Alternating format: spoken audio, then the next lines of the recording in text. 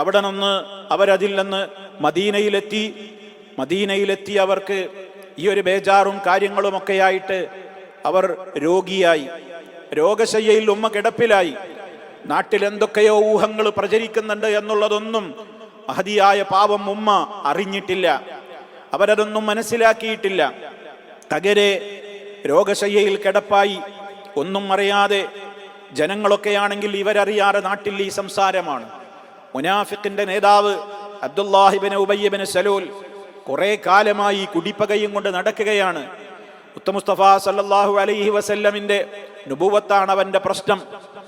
ആ പ്രത്യേകമായ അവസ്ഥ തനിക്ക് കാത്തിരുന്നവനാണവൻ. അത് കിട്ടാത്ത ദേഷ്യം അവന്റെ മനസ്സിൽ വല്ലാതെയുണ്ട്. ഇസ്ലാമിനെതിരെ, മുഹമ്മദ് നബി സല്ലല്ലാഹു അലൈഹി വസല്ലമിനെതിരെ അവൻ ഒന്നും ഇതുവരെ കിട്ടിയിട്ടില്ല. അവൻ ഇത് തന്നെയാണ് വലിയ ഒരു സന്ദർഭം എന്ന നിലക്ക്. കണ്ടില്ലേ, നബി സല്ലല്ലാഹു അലൈഹി വസല്ലമിന്റെ ഭാര്യയും വേറൊരാണും കൂടെ ഒറ്റക്ക് ഇങ്ങനെ യാത്ര ചെയ്ത് എത്തിയിരിക്കുന്നു എന്ന് അർത്ഥം വെച്ച് പൊടിപ്പും തൊങ്ങലും വെച്ച് ആ അതിനീചനായ നികൃഷ്ടനായ മനുഷ്യൻ മദീനയിൽ പല രൂപത്തിലുള്ള ആരോപണങ്ങളും ആയിഷ റളിയല്ലാഹു തആല അൻഹയെയും സഫ്വാൻ റളിയല്ലാഹു അൻഹുവിനെയും പറ്റിക്കൊണ്ട്, അവരെ ചുറ്റിപ്പറ്റിക്കൊണ്ട് സംസാരിക്കുവാൻ തുടങ്ങി. ഇതൊന്നും ആരറിയുന്നില്ല. ഉമ്മ പറയാണ്, എനിക്ക് ആ സമയത്ത് അതിനെക്കുറിച്ച് യാതൊരു വിവരവുമില്ല. പക്ഷേ നബി സല്ലല്ലാഹു അലൈഹി വസല്ലമിന്റെ പെരുമാറ്റത്തിൽ എനിക്ക് ചില സംശയങ്ങളൊക്കെ തോന്നിയിരുന്നു. അതെന്താണാവോ അങ്ങനെ എന്ന് ഞാനിങ്ങനെ സംശയിക്കാറുണ്ടായിരുന്നു. കാരണം അള്ളാഹിന്റെ റസൂൽ സല്ലല്ലാഹു അലൈഹി വസല്ലമ നബിയെക്കുറിച്ച് എനിക്ക് എപ്പോഴും അറിയാം. എന്നെ കാണുന്ന വേളയിലും എന്നെ സന്ദർശിക്കുന്ന വേളയിലുമൊക്കെ അവിടുത്തേക്ക് എന്നോട് കാണിക്കുന്ന സമീപനങ്ങൾ എനിക്ക് നന്നായി അറിയാം. പക്ഷെ അതിൽ എന്തോ ഒരു ചേഞ്ച് കാണുന്നത് പോലെ എനിക്ക് സംശയം തോന്നാൻ തുടങ്ങി. എന്താ വിവരം എന്ന് എനിക്കറിയുകയുമില്ല. അങ്ങനെ ചില സംശയങ്ങൾ, എന്താണ് സാധാരണ പോലെയുള്ളൊരു പെരുമാറ്റമല്ലല്ലോ എൻ്റെ ഹബീബിൽ നിന്ന് കാണുന്നത് എന്നിങ്ങനെ എൻ്റെ മനസ്സിൽ ഇങ്ങനെ സംശയം തോന്നിയിരുന്നു. അങ്ങനെ പിന്നെ നബി സല്ലല്ലാഹു അലൈഹി വസല്ലമ എൻ്റെ അടുക്കലേക്ക് വരും, സലാം പറയും. എന്നിട്ട് കൈഫതീക്കും, എന്താ നിങ്ങളെ വിശേഷം എന്ന് മാത്രം ചോദിക്കും. സുമ്മ യൻസരിഫു, പിന്നീട് പിരിഞ്ഞു പോകും. സാധാരണഗതിയിലുള്ള മറ്റു സംസാരങ്ങളോ ഒന്നുമില്ല. എന്താ വർത്താനെന്ന് മാത്രം ചോദിക്കും, പെട്ടെന്നാണ് പിരിഞ്ഞു പോവുകയും ചെയ്യും. അതെന്നിൽ ചില ആശങ്കകൾ ഉണ്ടാക്കി. അപ്പോഴും എനിക്ക് എന്താണ് പ്രശ്നമെന്ന് മനസ്സിലായിട്ടില്ല. എന്താണിങ്ങനെ നബി സല്ലല്ലാഹു അലൈഹി വസല്ലമല്ലെന്നീ പെരുമാറ്റത്തിലുള്ള വ്യത്യാസമെന്ന് എനിക്ക് മനസ്സിലാക്കാനായില്ല. ഉമ്മ തന്നെയാണ് റിപ്പോർട്ട് ചെയ്യുന്നത്. വിശദമായ ഹദീസിന്റെ ഗ്രന്ഥങ്ങളിൽ നമുക്കിത് രേഖപ്പെട്ട് കിടക്കുന്നതായി കാണാം. അങ്ങനെ ഒരു ദിവസം അവർ പറയുകയാണ്, ഞാൻ വീട്ടിൽ നിന്ന് വൃത്തിയായിട്ടുള്ളത് ഉമ്മ മിസ്തഹ് റളിയല്ലാഹു അൻഹയാണ്, മിസ്തഹിന്റെ ഉമ്മ. അവരുടെ കൂടെ ഞാനൊരിക്കൽ പുറത്തേക്കിറങ്ങി. എന്തിനാണ് പുറത്തേക്കിറങ്ങിയത്? പ്രാഥമികാവശ്യ നിർവഹണത്തിന് വേണ്ടി. അന്ന് വീടുകളിലൊന്നും കക്കൂസുകൾ, മറകൾ നിർമ്മിക്കുന്ന സമ്പ്രദായം വന്നില്ലായിരുന്നു. അതുകൊണ്ട് തന്നെ രാത്രിയാകാനൊക്കെ ഞങ്ങൾ കാത്തു നിൽക്കും. വെളിമ്പ്രദേശത്ത് പോയിട്ടാണ് കാര്യനിർവഹണങ്ങൾ നടത്തിയിരുന്നത്. അങ്ങനെ ഉമ്മു മിസ്തഹ് എന്ന് പറയുന്ന സഹാബ വനിതയുടെ കൂടെ ഞാൻ എന്തു ചെയ്തു? എൻ്റെ ആവശ്യം നിർവഹിക്കുവാൻ വേണ്ടി അവരുടെ കൂടെ ഞാൻ പോവുകയുണ്ടായി. അങ്ങനെ കാര്യം നിർവഹിച്ച് തിരിച്ചു വരുന്നതിൻ്റെ ഇടക്ക് ഉമ്മു മിസ്തഹ് പെട്ടെന്നങ്ങ് അവരുടെ ധരിച്ച വസ്ത്രത്തിൽ തട്ടിത്തടഞ്ഞുകൊണ്ട് അവർ വഴുതി താഴേക്ക് വീണ അവസരത്തിൽ അവർ വീണപ്പോൾ അവരിങ്ങനെ പറയുന്നത് ഞാൻ കേട്ടു, തഈസ മിസ്തഹ്, മിസ്തഹ് നശിക്കട്ടെ എന്നിങ്ങനെ അല്പം ഗൗരവത്തോടെ ഉമ്മ പറയുന്നത്, മിസ്തഹിന്റെ ഉമ്മ തന്നെ പറയുന്നത് മഹദിയായ ആയിഷ റളിയല്ലാഹു തആല അൻഹ കേൾക്കുകയാണ്. അപ്പോൾ ഞാൻ അവരോട് ചോദിച്ചു, ബീസമാ ഖുൽതി, എന്താ ഉമ്മ നിങ്ങൾ ഇങ്ങനെ പറയുന്നത്? അതസുബ്ബീന റജുലൻ ശഹിദ ബദറ, ബദരീങ്ങളിൽപ്പെട്ട ബദറിൽ പങ്കെടുത്ത ഒരാളെ കുറിച്ച് ഇങ്ങനെ ദുഷിച്ചു പറയുകയോ? എന്താ അവർ ചെയ്ത തെറ്റ്? എന്തിനാ നിങ്ങൾ മോനെക്കുറിച്ച് ഇപ്പോൾ ശകാരിച്ചു പറയുന്നത്? എന്തിനാ എന്ന് ആയിഷ റളിയല്ലാഹു തആല അൻഹ ചോദിച്ചപ്പോൾ ഉമ്മു മിസ്തഹ് മറുപടി പറയാൻ തുടങ്ങി, മോളെ, കുഞ്ഞുമോളെ, അവലം തസ്മഈ മാ ഖാല, അവൻ പറഞ്ഞതൊന്നും നീ കേട്ടിട്ടില്ല അല്ലേ എന്ന് ഉമ്മയോട് ഉമ്മു മിസ്തഹ് പറയുകയാണ്. എന്നിട്ട് വിശദമായി അങ്ങ് പറഞ്ഞു കൊടുത്തു, രാജ്യത്ത് മോളെ നിന്നെക്കുറിച്ച്, സഫ്വാനെ കുറിച്ച് ഇതുപോലെയുള്ള വർത്തമാനങ്ങളൊക്കെ നടക്കുന്നുണ്ട്. എൻ്റെ പൊന്നുമോള് ഒരിക്കലും വിഷമിക്കരുത്, ഇങ്ങനെയൊക്കെയുള്ള സംസാരങ്ങളൊക്കെ നടക്കുന്നുണ്ട് എന്ന് മഹദിയായ ആയിഷ റളിയല്ലാഹു തആല അൻഹാക്ക് പറഞ്ഞു കൊടുക്കുകയാണ്. ആദ്യമായി ഉമ്മയത് കേൾക്കുകയാണ്. അവര് പറയാണ്, ആ രംഗം, ഫസ്ദത്തു മറളൻ അലാ മറളി, അല്ലെങ്കിലേ സുഖമില്ലാതെ കിടപ്പിലാണ് ഞാൻ. ആ അവസരത്തിൽ എൻ്റെ രോഗം വർദ്ധിച്ചു. ഉമ്മ പറ്റയാവശയായി. അവരുടെ രോഗം മാനസികമായി കൂടി അവർക്ക് ഇത് കേട്ടിട്ട് തളർന്നുപോയി അവർ. അങ്ങനെ ഞാൻ എൻ്റെ വീട്ടിലേക്ക് പോയി. വീട്ടിലെത്തിയപ്പോൾ അള്ളാന്റെ റസൂൽ സല്ലല്ലാഹു അലൈഹി വസല്ലമ അപ്പോഴും എൻ്റെ അടുക്കലേക്ക് കടന്നു വന്നു. സലാം പറഞ്ഞു പതിവ് പോലെ. വീണ്ടും ചോദ്യം ഇത്രമാത്രം, കൈഫ തീക്കും, എങ്ങനെയുണ്ട്, എന്താ വിശേഷമൊക്കെ എന്നേ ചോദിക്കുന്നുള്ളൂ.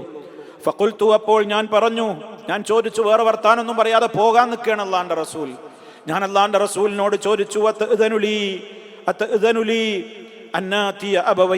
ഞാൻ എൻ്റെ പുരയിലേക്കൊന്ന് പൊയ്ക്കോട്ടെ, ഞാൻ എൻ്റെ ഉമ്മയുടെയും ഉപ്പയുടെയും അടുത്തേക്കൊന്ന് പൊയ്ക്കോട്ടെ എന്ന് ഞാൻ സമ്മതം ചോദിച്ചു. അങ്ങനെ മഹാനായ നബി സല്ലല്ലാഹു അലൈഹി വസല്ലമയോട് സമ്മതമാരാഞ്ഞുകൊണ്ട് നബി തങ്ങൾ സമ്മതം കൊടുത്തപ്പോൾ മഹദിയായ ആയിഷ റളിയല്ലാഹു തആല അൻഹ സ്വന്തം വീട്ടിലേക്ക് പോവുകയാണ്. ആ അവസരത്തിൽ അവരിൽ നിന്ന് എന്തെങ്കിലുമൊക്കെ കൂടുതൽ അറിയാമല്ലോ എന്ന നിലക്കാണ് ഞാൻ അങ്ങോട്ട് പോയത്. അങ്ങനെ നബി സല്ലല്ലാഹു അലൈഹി വസല്ലമയുടെ സമ്മതപ്രകാരം ഞാൻ എൻ്റെ മാതാപിതാക്കളുടെ അടുത്തെത്തിയ ഉടനെ എൻ്റെ ഉമ്മയെ വിളിച്ചിട്ട് ഞാൻ ചോദിച്ചു, ഉമ്മ മായ തഹദ്ദസുന്നാസ്, എന്താണ് ഞാൻ ഈ കേൾക്കുന്നതൊക്കെ?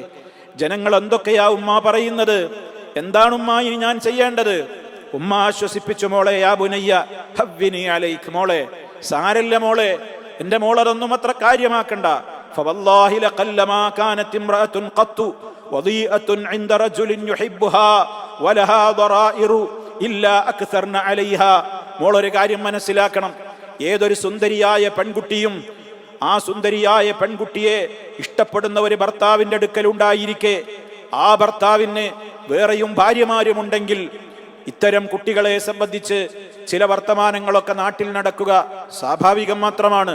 അതൊക്കെ എൻ്റെ മോളങ്ങ് ക്ഷമിച്ചേക്ക്, അതൊന്നും അത്ര കാര്യമാക്കേണ്ടതില്ല എന്ന് ഉമ്മ എന്നെ ആശ്വസിപ്പിക്കാൻ നോക്കി.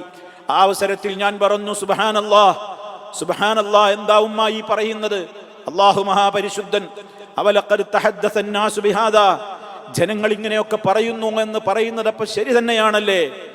അങ്ങനെ ആയിഷ ബീബി റളിയല്ലാഹു തആല അൻഹ പറയുകയാണ്, ആ രാത്രിയിൽ ഞാൻ ഏറെ സമയം കരഞ്ഞ് എൻ്റെ കണ്ണിൽ നിന്ന് കണ്ണുനീരിനി ഒഴുകാനില്ലാതെയായി.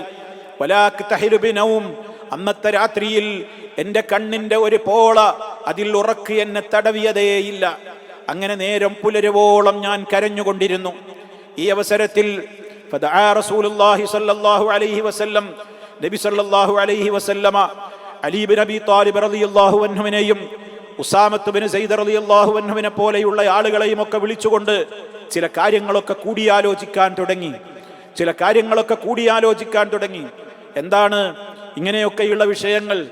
വഹിയാണെങ്കിൽ ഒന്നും ഇറങ്ങുന്നുമില്ല. എന്താണ് സംഭവമെന്ന് അള്ളാഹുവിന്റെ റസൂലിന് അറിയില്ല. തന്റെ ഇണ പരിശുദ്ധയാണെന്ന കാര്യം അവർക്കറിയാം, ഇതിൽ സംശയമൊന്നുമില്ല. പക്ഷെ ആളുകൾ ഇങ്ങനെ പറയുന്നല്ലോ, ഇനി എന്താണ് ചെയ്യേണ്ടത് എന്നൊക്കെയുള്ള ഒരു പ്രയാസത്തിൽ നബി സല്ലല്ലാഹു അലൈഹി വസല്ലമ തന്റെ സഹാബാക്കളിൽ ചിലരെയൊക്കെ വിളിച്ച് കൂടിയാലോചന നടത്തുകയാണ്. അതിൽ ഉസാമത്ത് ബിൻ സൈദ് റളിയല്ലാഹു തആല അൻഹു പറഞ്ഞു, പ്രവാചകരെ, ഒരിക്കലും അവരെക്കുറിച്ച് അങ്ങയുടെ കുടുംബത്തെ സംബന്ധിച്ച് നിരപരാധിത്വമല്ലാതെ എനിക്കവരെ കുറിച്ച് ഒന്നും പറയാനില്ല. അവർ നല്ലവരായ ഒരു സ്ത്രീയാണ്, അവർ നല്ലവരായ ഒരു ആളാണ്. എനിക്കവരെ കുറിച്ച് നല്ലതല്ലാതെ യാതൊന്നും പറയാനില്ല, നന്മയല്ലാതെ ഞങ്ങൾ അവരെ കുറിച്ച് അറിഞ്ഞിട്ടില്ല എന്ന് ഉസാമ റളിയല്ലാഹു തആല അൻഹു പറഞ്ഞു. അലി ബിൻ അബി ത്വാലിബ് റളിയല്ലാഹു അൻഹു പറഞ്ഞു, അദ്ദേഹം ഈ പ്രചരണത്തിലൊന്നും പങ്കെടുത്തില്ല.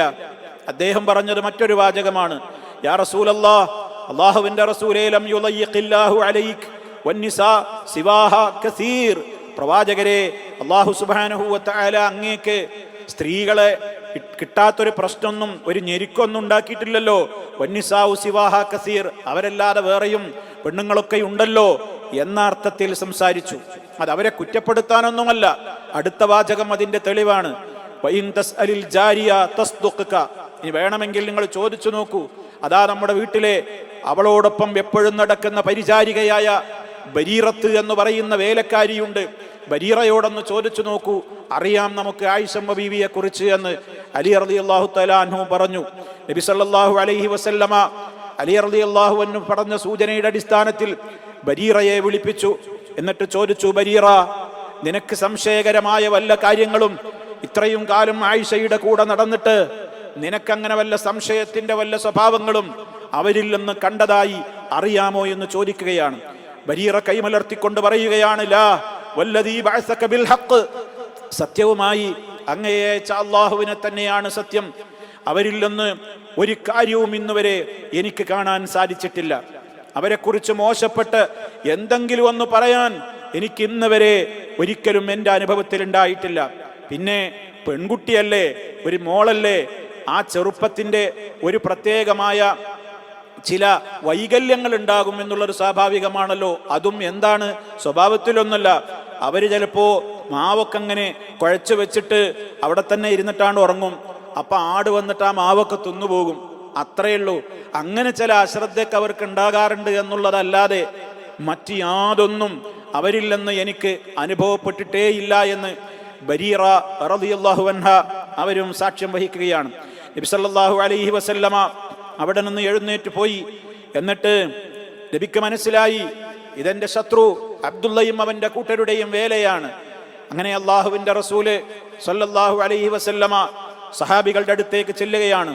പള്ളിയിലെത്തി, മിമ്പറിൽ കയറിയിട്ട് അവിടുന്ന് പ്രസംഗം തുടങ്ങി, സംസാരം തുടങ്ങി. യാ മഅ്ശറൽ മുസ്ലിമീൻ, മുസ്ലിമീങ്ങളുടെ സമൂഹമേ, മൻ യഅ്ദുറനി മിൻ റജുലിൻ ഖദ് ബലഗനി അദാഹു ഫീ അഹ്ലി ബൈതി, എന്റെ കുടുംബത്തെ സംബന്ധിച്ച് ഇല്ലാക്കഥകൾ മെനഞ്ഞുണ്ടാക്കി എന്നെ വേദനിപ്പിക്കുവാനും എന്റെ കുടുംബത്തെ പ്രയാസപ്പെടുത്തുവാനും കച്ചകെട്ടി ഇറങ്ങിയിട്ടുള്ള ഒരുവനെതിരിൽ ഞാൻ എന്തെങ്കിലും സ്വീകരിക്കുകയാണെങ്കിൽ അതിനെന്റെ കൂടെ നിൽക്കുവാൻ നിങ്ങളുടെ കൂട്ടത്തിൽ ആരുണ്ട്?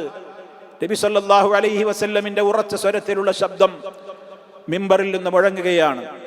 ഫവല്ലാഹി മാ അലിംതു വലാ അഹ്ലി ഇല്ലാ ഖൈറാ, എന്റെ കുടുംബത്തെ സംബന്ധിച്ച് എനിക്ക് നല്ലതല്ലാത്ത യാതൊന്നും അറിയുകയില്ല. അതുകൊണ്ട് എന്റെ കുടുംബത്തെക്കുറിച്ച് മാത്രമല്ല, ഇവര് ബന്ധിപ്പിച്ചു പറയുന്ന സഫ്വാൻ എന്ന് പറയുന്നയാളുണ്ടല്ലോ, അവര് പറയുന്ന ആ വ്യക്തിയായ സഫ്വാനെ കുറിച്ചും മാ അലിംതു അലൈഹി ഇല്ലാ ഖൈറാ, നല്ലതല്ലാതെ എനിക്ക് പറയാനില്ല.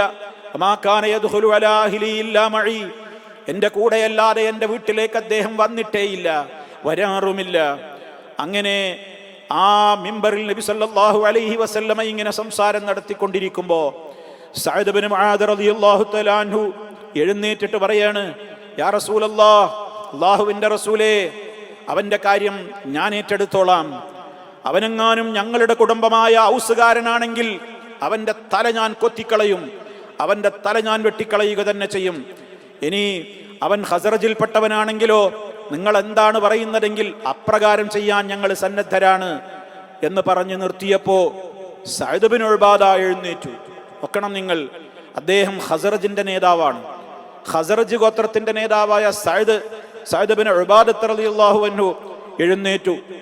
അദ്ദേഹത്തിന് ആ അവസരത്തിൽ ഒരു കുടുംബ സംബന്ധമായൊരിത് ഇളകാനുണ്ടല്ലോ മനുഷ്യനൊരു വികാരം. ഖസറജിനെ പറഞ്ഞപ്പോ അദ്ദേഹത്തിനൊന്ന് അല്പം അത് പൊള്ളി. അദ്ദേഹം എഴുന്നേറ്റിട്ട് പറഞ്ഞു, നേരത്തെ പറഞ്ഞ ഔസിന്റെ നേതാവായ സഅദ് ഇബ്നു മുആദ് റളിയല്ലാഹു അൻഹുവിനോട് പറഞ്ഞു, കദബത, നീ കളവാ പറയുന്നത്, അല്ലാഹനെ തന്നെയാണ് സത്യം, തൊടൂല നീ, ഞങ്ങളെ കൂട്ടത്തിൽപ്പെട്ട ഒരാളെ തൊടാൻ നിനക്ക് കഴിയൂല എന്ന് സംസാരിക്കാൻ തുടങ്ങി. ആ അവസരത്തിൽ സഹാബിമാരിൽ നിന്ന് ഉസൈദ് ഇബ്നു ഹുളൈർ റളിയല്ലാഹു തആല അൻഹു എഴുന്നേറ്റിട്ട് ഇത് പറഞ്ഞ സഅദ് ഇബ്നു ഉബാദത്തിനോട് പറഞ്ഞു, നീയാണോ കള്ളം പറയുന്നത്? കൊല്ലും ഞങ്ങളവനെ, കൊല്ലുക തന്നെ ചെയ്യും ഞങ്ങൾ ആ മുനാഫിക്കിനെ. മുനാഫിക്കുകൾക്ക് വേണ്ടി വക്കാലത്തെടുക്കാൻ വന്ന മുനാഫിക്കാണോ നീ എന്ന് പറഞ്ഞുകൊണ്ട് പള്ളിയിൽ ബഹളമയമായി. അങ്ങനെ രണ്ട് ഗോത്രങ്ങളും പരസ്പരം പള്ളിയിൽ വെച്ച് സംസാരങ്ങളായി ശബ്ദമുയർന്നു. പരസ്പരം അവർ അങ്ങോട്ടും ഇങ്ങോട്ടും ഒച്ചയും ബഹളവും വഴക്കും വക്കാണവും ഒക്കെയായപ്പോ അള്ളാഹുവിന്റെ റസൂൽ മിമ്പറിൽ തന്നെ ഇതൊക്കെ കണ്ടുകൊണ്ട് നിൽക്കുകയാണ്. അവിടുന്ന് അവരോട് പറഞ്ഞു, മിണ്ടാതിരിക്കിൻ നിങ്ങൾ, ഒന്ന് മിണ്ടാതിരിക്കുമോ നിങ്ങൾ എന്ന് പറഞ്ഞ് എല്ലാവരെയും ശാന്തരാക്കി. അവിടുന്നും ശാന്തനായി ഒന്നും പിന്നെ മിണ്ടിയില്ല. അതങ്ങനെ പിരിഞ്ഞു. ആ സംഭാഷണവും പള്ളിയിൽ നിന്ന് ആളുകൾ അങ്ങനെ പിരിഞ്ഞുപോയി.